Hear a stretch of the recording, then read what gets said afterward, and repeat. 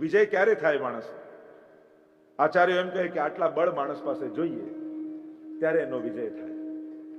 સૌથી પહેલા કહું, પિંડ બળ હોવું જોઈએ.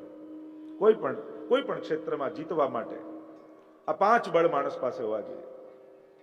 સફળતા ત્યારે માણસ પાસે આવે. સૌથી પહેલા કહું પિંડ બળ, શરીરનું બળ.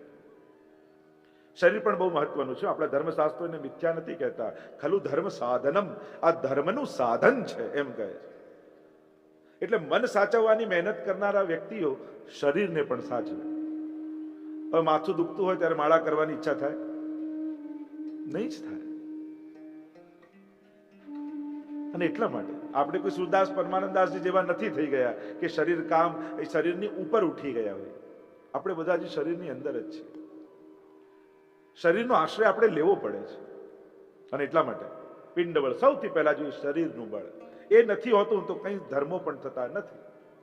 અને એટલા માટે કોઈ પણ વસ્તુનો એટલો અતિરેક ન કરી દેતા કે શરીર ગુમાવી બેસો. આ શરીર ભક્તિ કરવાનું સાધન છે. બીજું કહું, પુણ્ય બળ. માણસ પાસે પુણ્ય બળ જોઈએ. ઘણી વાર લોકોને એમ થાય કે આટલા ખોટા કામો કરે છે છતાં આટલો સુખી છે, આવું કેમ? અને પછી લોકો ઊંધી પ્રેરણા લે, જો આટલું ખોટું કરવા છતાં આટલો સુખી હોય તો પછી અમે ખોટું કેમ ના કરીએ? પણ લોકો એમ નથી વિચારતા કે આવું ખોટું કામ ને પાપ એ કરે છે છતાંય ગયા જન્મના એના પુણ્યો છે એ એને આ જન્મમાં એ સુખ આપી રહ્યા છે. તો લાવ હું ક્યારે પુણ્યોને છોડીશ નહીં. વિચાર આવો થવો જોઈએ. જેમ કોઠીમાં જૂના જમાનામાં એક જ કોઠી હતી તો પહેલા ઘઉં ભરે અને પછી એની ઉપર દાળ ભરે. એટલે જ્યાં સુધી ઘઉં કોઠીમાં છે ત્યાં સુધી ઘઉં જ નીકળશે ને. એમ જેની કોઠીમાં પુણ્યો ભરેલા છે ત્યાં સુધી પુણ્યો જ ફળ આપવાના છે. અને એટલા માટે એવું ક્યારેય નહીં વિચારવું કે આ ખોટું કરવા છતાં સુખી છે તો હું ખોટું કરવા લાગુ. વિચારવું એમ કે ગત જન્મના આને અનેક પુણ્યો સંચિત કર્યા છે એટલે આવું ખોટું કરવા છતાં હજી એના પુણ્યો એના સાથ છોડતા નથી એટલે હું પુણ્યોને છોડીશ નહીં. સાર સારો કાઢવું. આપણે હંમેશા સાર એવો ખોટો કાઢીએ ને. જો જીવનમાં ઘટનાઓ સારી ખરાબ થાય પણ અર્થઘટનો સારા કરતા શીખવું જ જોઈએ. વૈષ્ણવે દરેક ઘટનાઓના સારા અર્થઘટનો કરી શકીએ એનો પ્રયાસ આપણે કરવો જ જોઈએ અને એ આદત પાડવી જોઈએ. સારા વિચારો આવશે નહીં, તમારે કરવા પડશે. આપણે બધા બસ સારો વિચાર આવે પછી હું કરું. સારા વિચારો આવવાના નથી. નીચેથી પાણી ટાંકીમાં ઉપર ચડાવવું હોય ને તો મોટર લગાડવી પડે, પણ ઉપરથી નીચે ઉતારવું હોય તો નળ ખોલો તો આખી ટાંકી ખાલી થઈ જાય. ખોટા વિચારો તો સહજ છે, એમાં પ્રયાસ કરવાની જરૂર જ નથી. સારું કરવું હશે તો મહેનત લાગશે. તમને એમ કહું કે સીધી લીટી દોરીને બતાવો તો અઘરું લાગે. ધ્યાન એકાગ્ર કરવું પડે, સીધી કરવી પડે. આડા લીટા કરવાનું કોઈ કે તો ક્યાં વાર લાગે છે? ઉત્તમ થવામાં સદાય પુરુષાર્થ લાગે છે. સારા બનવાનો પ્રયાસ કરવો પડે છે. સારા વિચાર આવશે નહીં, તમારે કરવા પડશે. એટલે ઉત્તમ વિચારો આપણે કરવાના છે. એટલે અર્થઘટનો સારા કાઢતા શીખો. ઘટનાઓ સારી ખરાબ ભલે બને. એક જ ગાડીમાં 2 જણ જતા હોય, ગાડી થોડી અથડાઈ, એમાં એકને એમ થયું કે આજો મારી જોડે જ આવું થાય છે, ગાડી ભટકાઈ. બીજાને એમ થાય ઠાકોરજી આટલામાં બચાવી લીધા, હો આટલું થયું પણ બચી ગયા. હવે ઘટના એક જ ઘટી હતી પણ બંને વ્યક્તિઓને જુદા વિચાર આવ્યા તો જુદો ફિલિંગ આવે. એકને દુઃખ લાગ્યું, એકને આનંદ થયો કે બચાવ્યા પ્રભુ. પુણ્ય બળ જોઈશે. એક વસ્તુ જીવનમાં યાદ રાખજો, સુખ પુણ્યથી જ આવે છે. કોઈ કે મહેનતથી આવે છે તો રોડ પર કામ કરનારો મજૂર આપણા બધા કરતા વધારે મહેનત કરે તો એ વધારે સુખી હોવો જોઈએ. કોઈ કે બુદ્ધિથી આવે છે તો ઘણા એવા બુદ્ધિશાળી લોકો છે જે દુઃખી છે. સુખ કેવલ ને કેવલ પુણ્યથી આવે છે. એટલે જીવનમાં સુખ જોઈતું હોય તો પુણ્ય છોડતા નહીં. કારણ કે પુણ્ય ગયું તો પછી તમને કોઈ સુખી નહીં કરી શકે. કારણ કે તમે કોઈને મદદ કરી શકો છો, સુખી નથી કરી શકતા. કોઈની મદદથી વસ્તુઓ મળી શકે પણ સુખી થવાની ગેરંટી ન મળી શકે. કોઈ તમને હેલ્પ કરી શકે કે લે 1000 રૂપિયા રાખ, પણ એના ભાગ્યમાં જ નથી તો એ ખિસ્સામાંથી પડી જશે તો પહેલા કરતા હતો એના કરતા વધારે દુઃખી થશે. પુણ્ય બળ. ત્રીજું કહ્યું પ્રજ્ઞા બળ. જો આ બધા જ બળો પાંડવો પાસે છે અને એટલે તો વિજયની સંભાવનાઓ છે. પિંડ બળ છે, બધા જ સક્ષમ છે, સમર્થ છે. પુણ્ય બળ છે, એમના હાથે અનેક પુણ્ય ભગવાને કરાવ્યા છે. ત્રીજું પ્રજ્ઞા બળ, બુદ્ધિનું બળ. અને એ પણ બહુ જરૂરી છે. બળ એટલે કેવલ તાકાત જ નહીં માનવી શરીરની, એ બુદ્ધિની પણ તાકાત સાથે જોડાયેલું છે. કેવલ હાર્ડ વર્કર નહીં બનવાનું, સ્માર્ટ વર્કર બનવાનું. એક દીકરો ને પિતા હતા. એક બહુ ભારે પથ્થર હતો, એટલે પિતાએ કહ્યું કે આને ઉચક. અને પેલો દીકરો કોશિશ કરે ઉઠાવવાની, હલે જ નહીં, એટલો ભારે. પિતાજી નથી ઉઠતો. અરે પૂરી તાકાત લગાવ, ઉઠાવ. પાછી કોશિશ કરી, નથી ઉઠતો પિતાજી. અરે પૂરી તાકાત લગાવ, તને કહું છું ને, ઉઠાવવાને હલે જ નહીં. પિતા કેવું, તને કહું છું પૂરી તાકાત લગાવો. પેલોય નારાજ થઈ ગયો. અરે પિતાજી, આટલો ભારે પથ્થર છે, હલતો નથી, તમને કહું છું તોય તમે કહો છો પૂરી તાકાત લગાવો, પૂરી તાકાત લગાવો, પૂરી તાકાત લગાવો. ક્યાંથી ઉઠે? ત્યારે પિતાએ કહ્યું, મેં તને કહ્યું પૂરી તાકાત લગાવો, એનો અર્થ એ ના થાય કે કેવલ શરીરની તાકાત લગાવી. ભગવાને બુદ્ધિ પણ આપી છે, અને બુદ્ધિ વાપરીને તું મને પણ કહી શકે ને કે બે હાથ તમે લગાવો ને. આ પણ તારું બળ જ છે.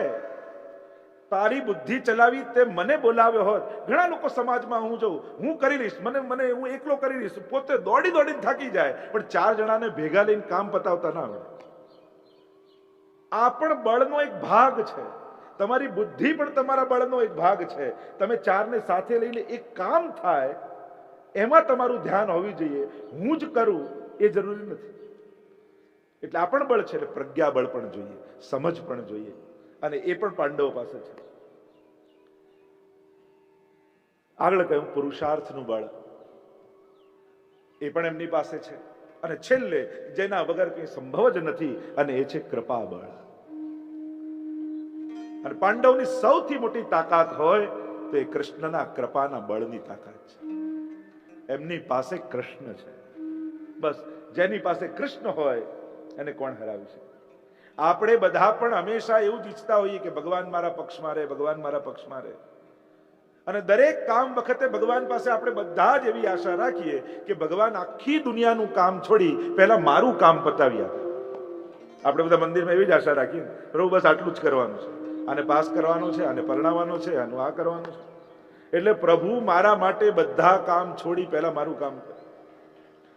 એટલે મારા પક્ષે રહે. ભગવાન આપણી પક્ષે રહે તો કહીએ છે, પણ આપણે ભગવાનના પક્ષે હોઈએ છે એનો વિચાર આપણે કરતા નથી. પહેલા પોતાની જાતને પૂછવી કે હું ભગવાન પક્ષે છું, અને પછી એવી આશા રાખવી કે ભગવાન પણ મારી પક્ષે આવીને હોય. આ 5 બળો પાંડવો પાસે છે, અને એટલે વિજયની સમગ્ર સંભાવનાઓ પાંડવોના જીવનમાં છે. પાંડવો જીતશે એમ બધા જ જાણે છે. બધાને ખ્યાલ છે કે પાંડવોના જીતવાની સંભાવનાઓ સૌથી વધારે છે. ગઈકાલે આપણે દર્શન કરતા હતા. અર્જુન મોહમાં સપડાયો. સામે ઉભેલા શત્રુઓ ન દેખાતા સ્વજનો દેખાવા લાગ્યા. મારા સગા છે, મારા સંબંધીઓ છે. અરે આ પિતામહ, એમના ખોળામાં તો હું રમેલો છું. અરે આ દ્રોણાચાર્યજી, જેણે મને બધી વિદ્યાઓ શીખવાડી છે. અને સ્વજનો દેખાયા એટલે કર્તવ્ય ભૂલાયું. જો મોહ છે ને, એ માણસને કર્તવ્ય ભૂલાવી દે છે. જ્યારે પણ માણસ મોહમાં સપડાય એટલે એની ફરજો ભૂલવા લાગે. મારી ડ્યુટી શું છે? અને ડ્યુટી એને કહેવાય કે જેમાં આપણા મનનો મૂડ કે આપણને ગમે ન ગમે એ બધું જ્યાં ગૌણ હોય એ જ કર્તવ્ય છે. કર્તવ્ય જ કોને કહેવાય? જ્યાં આપણી લાગણીઓની કોઈ મહત્તા ન હોય, ત્યાં જે કરવાનું હોય એ કરવું જ પડે. જીવનમાં અમુક કાર્યો એ કર્તવ્ય હોય છે, ફરજો હોય છે, અને ફરજોમાં આપણી ચોઈસ ચાલતી નથી. માતા પિતાની સેવા એ આપણી ફરજ છે. એમાં એ જો આવો સ્વભાવ બદલી નાખે ને તો મને વાંધો નથી. એ આટલા થોડા બદલાઈ જાય, આપણે બધાને સ્વીકારવા છે, પણ આપણા જેવા ગમતા થઈ જાય પછી આપણને એમ કોઈ નહીં કે મને એમ કોઈ વાંધો નહીં, આ થોડોક સ્વભાવ બદલી નાખે ને. હવે તું 40 વર્ષનો થયો, તું તારો નથી બદલી શકતો, એ 70 વર્ષના થયા, એ ક્યાંથી એનો બદલે? જેને એક જ કાર્ય વર્ષો સુધી કર્યું હોય અને જેને આદત પડી હોય એ કેમ બદલાય? તો આપણે આપણી જાતને નથી બદલી શકતા, તો એને બદલવાની કઈ? એટલી તો મેં દુનિયામાં ઘણી જગ્યાએ જોયું, બધાને એમ જ હોય કે બસ એમ સાસુ થોડા આટલા બદલાઈ જાય તો મને વાંધો નથી, મમ્મી આટલા થોડા બદલાઈ જાય તો વાંધો નથી, પત્ની આટલી થોડી બદલાઈ જાય તો વાંધો નથી, પતિ આટલા બદલાઈ જાય તો વાંધો નથી. સ્વીકારવાની વૃત્તિ એ બહુ મોટી વાત છે. આ દુનિયામાં કોઈને પણ બદલવું અઘરું છે, કારણ કે સ્વભાવ તો માણસની સાથે પેદા થાય છે. પણ એને કેટલો સ્વીકારી શકીએ છીએ જીવનમાં, એનું મહત્વ છે. અર્જુનને મનમાં મોહ જાગ્યો, મારા સ્વજનોને મારીને મારે કાંઈ જોઈતું નથી. અરે આ બધા લોકોને મારી મને મળશે શું? મનમાં દુર્બલતા આવી, ગાંડીવ છૂટી ગયું, પડી ગયા નીચે. આંખમાંથી ચોધાર આંસુ અર્જુનની આંખમાં છે. હું નહીં લડી શકું, મારે આમાંથી કાંઈ જોઈતું નથી. અને એવી સુંદર સુંદર બધી વાતો કરી છે. કાલે આપણે ચર્ચા કરી કે અર્જુને ભગવાન મારા હામાં હા પૂરી દે, મારી જોડે સહમત થઈ જાય, એના માટે બહુ સારા લોજિકો આપ્યા. પણ ભગવાન જુદી દ્રષ્ટિએ જુએ છે. ભગવાન જુએ છે કે આને દયા નથી, આને કરુણા નથી, આને મોહ જાગ્યો છે. આને મારવા જોડે વાંધો નથી, પણ મારા સ્વજનોને ન મારું ત્યાં તકલીફ આને છે. અને એટલે ભગવાન સમજ્યા. બધી જ વાતો પોતાના એ મનોભાવને છુપાવવા માટેની સારી સારી વાતો કરી. જેમ ધૃતરાષ્ટ્રને મામકાથી શરૂ થયું હતું, એમ અર્જુનને પણ મામકા મનમાં જાગી ગયું, આ બધા મારા છે. એ ધૃતરાષ્ટ્ર વૃત્તિ અર્જુનના મનમાં જાગી ગઈ. ભલે પાપના પક્ષમાં છે, પણ મારા છે તો કેમ મારવા? અને પછી તો અહંકાર આવ્યો. અને અહંકાર બે પ્રકારનો, એક હું કરું એ અહંકાર, અને બીજો હું નહીં કરું તો નહીં થાય એ પણ અહંકાર. એટલે અર્જુનને એવો અહંકાર થયો કે હું નહીં મારું તો આ બધા બચી જશે, જો મારીશ તો સમાજમાં આખો વિચાર ફેલાઈ જશે, પ્રજા બધી વર્ણશંકર થઈ જશે, અને પોતાના વ્યક્તિગત પ્રોબ્લેમને આખો સમાજમાં ફેલાઈ જશે, એવો ભાસ અર્જુનને થયો. એને થયું કે પ્રભુ મારી હામાં હા કરીને જોડાઈ જશે. પણ પ્રભુ તો કૃષ્ણ છે, સમજી ગયા કે રોગ ક્યાં છે. અને ભગવાને કહ્યું ક્લબ્યમ્માસ્મ ગમપાર્થ, આમ નપુસકની જેમ વાત ન કરીશ. તું આ બધા તારા કર્તવ્યોથી છોડીને કંઈ પામી શકવાનો નથી. અર્જુન કહેવા લાગ્યો. અર્જુનમાં મનમાં જાગેલો મોહ, એમ તો તુલસીદાસજીએ કહ્યું બિનુ સત્સંગ ન હરિ કથા તેહી બિનુ મોહન ભાગ, મોહ ગયે બિનુ રામ પદ હોઈ ન દ્રઢ અનુરાગ. સત્સંગથી મોહ જાય. અને ભગવાન તો અનેક રૂપે અર્જુનના મોહનું નિવારણ કરી રહ્યા છે. એને આદેશ કહો, ઉપદેશ કહો, સલાહ કહો, સૂચન કહો, સંકેત કહો, નિર્દેશ કહો, એ જ સંવાદ અનેક રૂપે અર્જુન અને કૃષ્ણની વચ્ચે થઈ રહ્યો છે.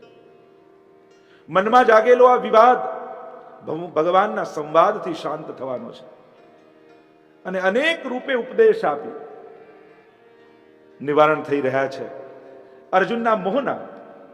અને છેલ્લે ગીતાજીના અંતમાં નષ્ટો મોહ સ્મૃતિર્લબ્ધા તત્પ્રસાદાન્મયાચ્યુત સ્થિતોસ્મિ ગત સંદેહ કરીષ્યે વચનમ તવ. ત્યાં જઈને ગીતાજીની પૂર્ણાહુતિ થઈ છે. મનમાં જાગેલો એ મોહ મારા છે તો કેમ મારવા? ભલે ને પાપના પક્ષે હોય, હું જતો રહીશ પણ એમને નહીં રોકું, એ પણ પાપ છે. જેમ પાપ કરવું અને પાપ ન રોકવું એ પણ પાપનો સાથ કહેવાય. 7મા શ્લોકનું આપણે દર્શન કરીએ. અર્જુન પોતાના હૃદયના ભાવોને ભગવાન આગળ ઉદ્ઘાટિત કરી રહ્યો છે. અર્જુન ભાગ્યશાળી છે કે એની નિકટ ભગવાન છે. અને એટલે જીવનમાં સારા ખરા વિચારો તો ચાલતા જ રહે, પણ કોઈ સતગુરુ યા સંત યા સજ્જન યા ભગવદીની સાથે રહેવું. સંગ સારો હશે ને તો ઘણાથી બચી શકાશે. ઘણીવાર આપણને સંગ માટે એમ થાય કે હું ક્યાં કરું છું, હું ક્યાં કઈ ખોટું કરું છું. આ તો ખાલી સાથે હોય છે, પણ સંગનો બહુ મહત્વ છે. સંગ ક્યારેક ને ક્યારેક એનો પ્રભાવ બતાવે છે. અને એ જ્યારે પ્રભાવ બતાવે છે ત્યારે માણસ પોતાના સ્વકર્તવ્યોને ભૂલી અને ભટકી જતો હોય છે. અર્જુન ભાગ્યશાળી છે, ભગવાનનું સાનિધ્ય છે. અને એટલે જ વૈષ્ણવે પણ યા પ્રભુનું સન્મુખતા રાખવી, ગુરુનું સાનિધ્ય રાખવું અને વૈષ્ણવનો સંગ રાખવો. અને સંગ ભલે 5 મિનિટ પણ પ્રભુની સન્મુખ થાવ ને, હું તો હંમેશા કહું 2 મિનિટ પણ બેસો ઠાકોરજી આગળ. તમે ગમે તેટલા વ્યસ્ત હો જીવનમાં, ભલે ગમે તેટલા વ્યસ્ત હો, પણ ઘરે ઠાકોરજી પાસે 2 મિનિટ બેસો. આપણને જ્યારે દેખાશે, પણ એ મને દેખી રહ્યો છે એવો ભાવ રાખીને પણ એની સામે બેસો. એની દ્રષ્ટિ પડશે ને તોય કેટલા અપશુકનોથી, દુર્વિચારોથી, દુર્વ્યવહારોથી બચી જશો. એની નજરમાં મહાપ્રભુજીને વહી કહા, યદા બહિર્મુખાયુયમ ભવિષ્યત કથંચન તદા કાલ પ્રવાહસ્તા દેહ ચિત્તાદયો. જો બહિર્મુખ થયા તો પછી કોઈ બચાવનારું નહીં.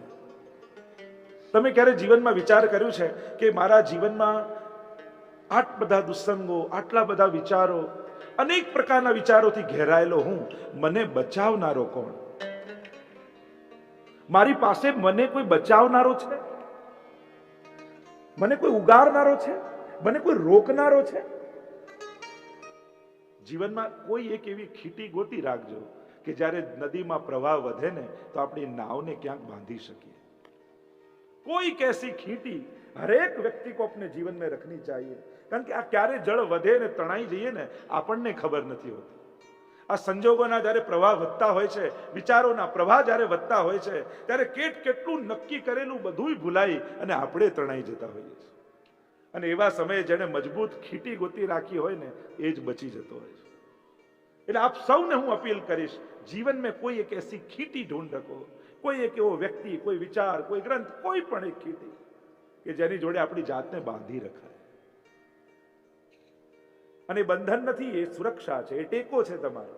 એ નાનકડી વેળના વિકાસને જેમ લાકડી રોપીએ અને એનો બંધન ન કહેવાય, લાકડી એનો ટેકો કહેવાય, એમ એ તમારું બંધન નહીં હોય, એ તમારો ટેકો હશે. અરે બીજું કાંઈ નહીં તો 8 દર્શનમાંથી કોઈ એક દર્શન કરવાનો નિયમ, એ એટલો 2 મિનિટનો નિયમ હશે ને ઘણાથી બચી જશે. પણ કંઈક સારું જીવનમાં, કોઈક શુભ જીવનમાં રાખો.